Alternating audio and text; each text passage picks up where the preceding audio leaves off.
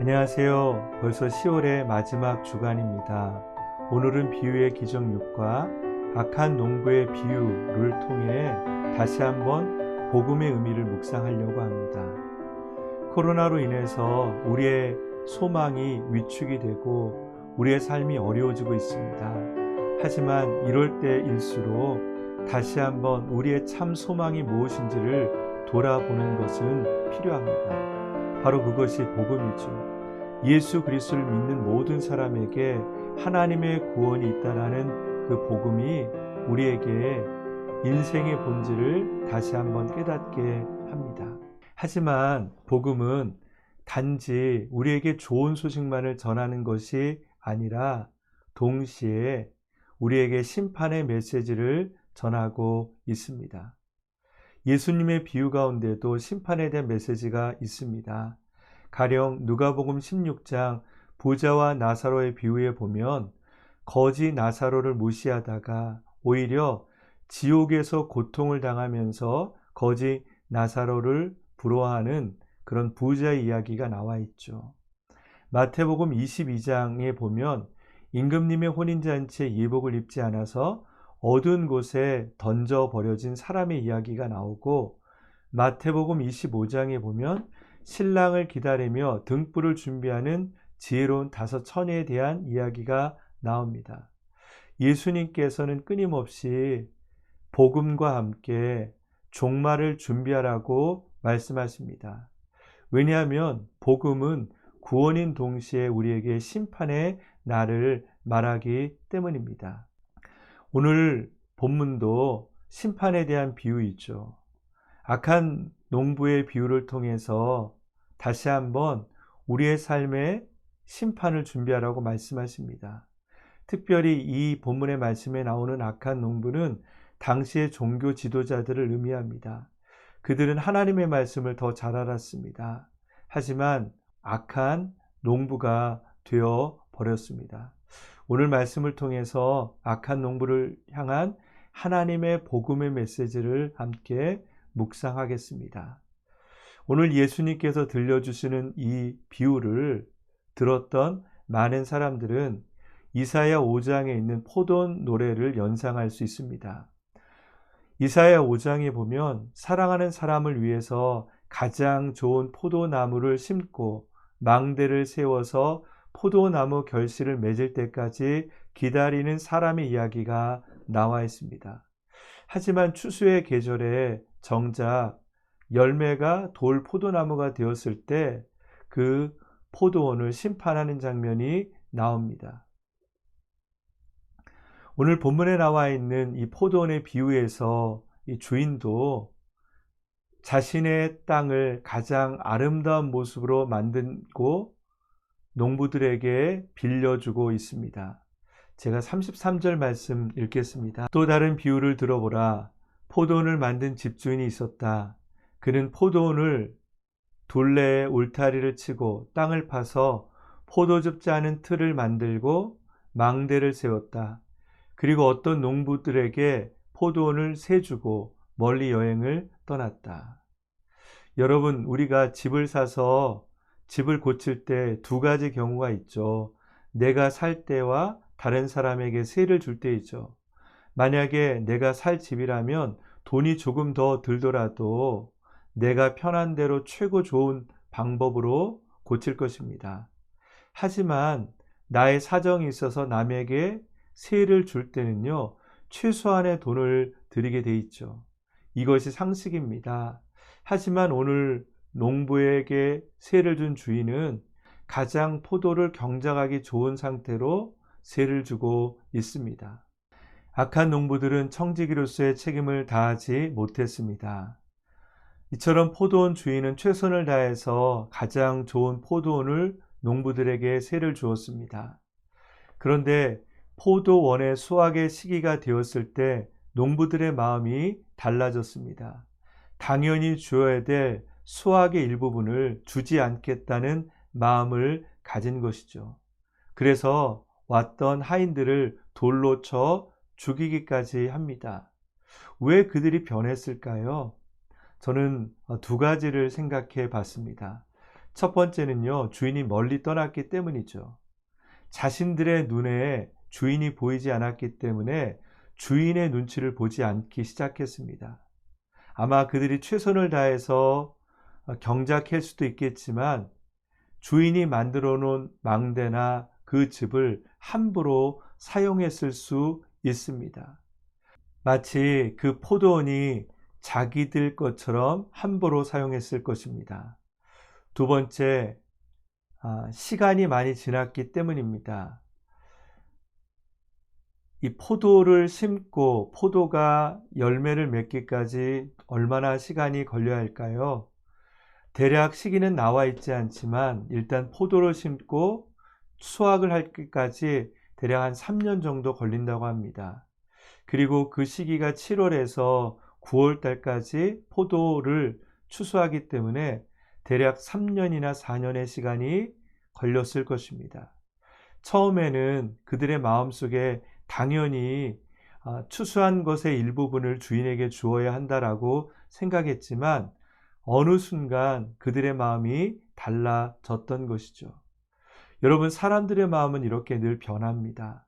처음에 일을 얻을 때는 어떤 일을 맡아도 최선을 다하겠다라고 말합니다. 하지만 점점 그것이 바뀌죠. 정당한 계약을 통해서 포도원 주인에게 당연히 일부분을 드려야 하지만 이제는 그런 계약이 부당하다고 생각하며 그것을 주지 않으려는 악한 농부의 마음을 보입니다. 바로 이 시대의 악한 농부는 대제사장과 종교 지도자들이었습니다. 그들 역시 하나님을 처음 믿을 때는 순수한 마음이었습니다. 그들이 성경을 필사할 때 하나님이라는 단어를 틀리지 않기 위해서 얼마나 주의하고 정결한 마음으로 하나님의 이름을 적어 내려갔습니다. 하지만 어느 순간 율법을 정통한 이후에 그 율법을 통해서 다른 사람을 종교적으로 지배하기 시작했습니다. 신약시대 에베소 교회에도 이런 예를 들 수 있습니다. 에베소 교회는 바울이 두란노 서원을 세워서 2년 동안 정성을 들였던 교회입니다. 그 에베소 교회는 그 지역에서 하나님의 복음이 간절했던 교회였죠. 하지만 요한계시록에 보면 하나님께서 이 에베소 교회를 향하여서 첫사랑을 잃어버린 교회라고 말씀하고 계십니다. 복음의 은혜를 잃어버렸을 때, 나 같은 죄인을 살리신 그 복음의 은혜를 잃어버렸을 때 에베소 교회는 이제 그저 단순한 종교인으로 전락해 버렸습니다. 여러분, 우리도 하나님의 복음의 열정을 잃어버렸을 때 우리는 오늘 성경에 나와 있는 바리새인이나 또한 첫사랑을 잃어버린 에베소 교회처럼 하나님의 복음 없이 살아가고 있지 않은지요. 악한 농부들은 하나님의 경고와 하나님의 아들을 거부했습니다.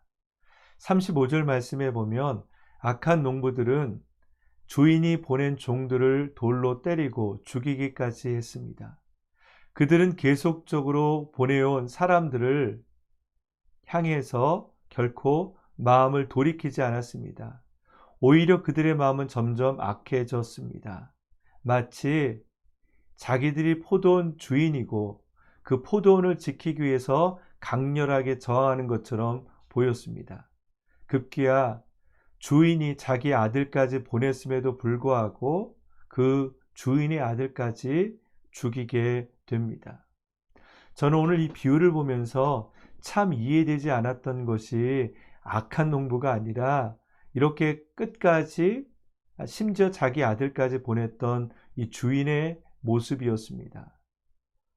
여러분, 한번 보냈을 때 받아들이지 않으면 당연히 징계를 하거나 농부를 바꿔도 될 것입니다. 하지만 그렇게까지 인내하다가 자기 아들까지 죽게 된 이 포도원의 주인이 참으로 이해가 되지 않았습니다. 여러분, 그런데 이 포도원 주인의 모습은 우리를 위해서 끊임없이 하나님의 경고를 위해 선지자들을 보내셨고, 그리고 자신의 아들 독생자 예수 그리스도까지 보내셨던 하나님을 우리에게 보여주시는 것이죠. 그런데 여러분, 오늘 말씀에 있는 것처럼 인간은 죄를 질 때 그 죄에 대해서 회개하지 않고 점점점 강해지면서 악해져 가는 것을 보게 됩니다. 당시의 대제사장과 바리새인들도 예수님의 말씀 가운데 전혀 달라지지 않았습니다. 그저 자신의 기득권을 위해서 저항하며 예수님을 이단자로만 여겼습니다. 그래서 그들은 주님을 메시아로 받아들일 수가 없었습니다. 왜냐하면 예수님은 목수의 아들이고 자신들보다 율법을 더 알지 못하는 사람으로 치부했기 때문이죠. 그런 예수님을 자기들의 독생자로 받아들이는 것이 너무나 어려웠던 것입니다. 여러분, 그러나 그들에게 그것은 심판을 초래하는 것이었습니다. 주님은 우리에게 복음을 오셨습니다. 그 복음을 받아들이지 못할 때 그들에게 찾아오는 것은 심판이었습니다. 악한 농부들은 자신이 악한 계획 때문에 하나님께 거절당했습니다. 오늘 이 비유의 마지막에 보면 포도원 주인의 아들을 죽인 악한 농부들은 어떻게 되어야 할까요? 40절 말씀 읽어보겠습니다. 그렇다면 포도원 주인이 돌아와서 이 농부들에게 어떻게 하겠느냐? 예수님은 이 비유를 듣고 있는 회중들이 답하기를 원하셨습니다. 다시 말해, 이 이야기의 주인공이 된다라면 어떤 결정을 내릴지를 물어보신 것이죠. 아마 이 비유를 들었던 많은 사람들은 내가 악한 농부가 되지 말아야겠다라고 생각했고, 그런 악한 농부는 당연히 죽어야 된다라고 생각했을 것입니다. 그런데 45절 말씀에 보면 대제사장들과 바리새파 사람들이 예수의 비유를 듣고서 그것이 자기들을 가리켜 하시는 말씀인 줄 알아차렸습니다. 라고 기록이 되어 있습니다. 아마 그 무리들 중에는 이런 종교의 지도자들이 있었던 것 같습니다. 하지만 그들은 하나님의 말씀을 들으면서 그 비유를 통해 회개하지 않았습니다. 오히려 주님을 거부했습니다.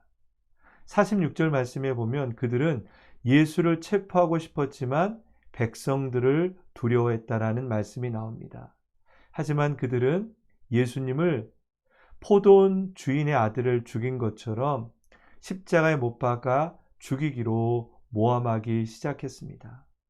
여러분, 복음은요, 예수 그리스도를 받아들이고 그분을 구주로 섬기며 그분을 따라가는 인생을 살아가는 것입니다. 하지만 여러분, 죄라는 것은 관역을 벗어난 화살처럼 그 인생의 목적의 방향이 달라지는 것이죠. 나의 인생, 나의 세상처럼 하나님이 맡겨준 것을 내가 원하는 대로 살아가는 것, 바로 그것이 오늘 말씀에 있는 악한 농부의 모습이죠. 우리의 삶에도 언제나 내 삶의 주인이 하나님임을 고백하는 축복이 있길 원합니다. 나의 가정의 주인도 하나님이시고, 우리의 손의 주인도 하나님이시고, 내가 일하는 일터의 주인도 하나님이라는 것을 잊지 않고 언제나 내 삶의 터전에서 선한 청지기로 하나님의 복음대로 살아갈 수 있는 축복이 있기를 주의 이름으로 축원합니다. 오늘 교재에 보면 70쪽에 보면 오늘 비유를 잘못 이해하는 두 가지를 말하고 있습니다. 첫 번째는 포도원 주인이 아들이 농부에게 죽을지 몰랐다는 것을 하나님도 그러셨나라는 그런 질문이 있습니다. 물론 오늘 말씀을 통해 상징적인 의미를 우리는 이해해야 되죠.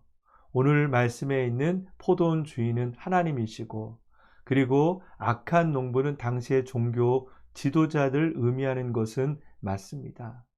요한복음 1장 29절 말씀에 보면 하나님께서는 이미 예수님이 세상에 죽으실 어린 양이라는 것을 보여주고 계십니다.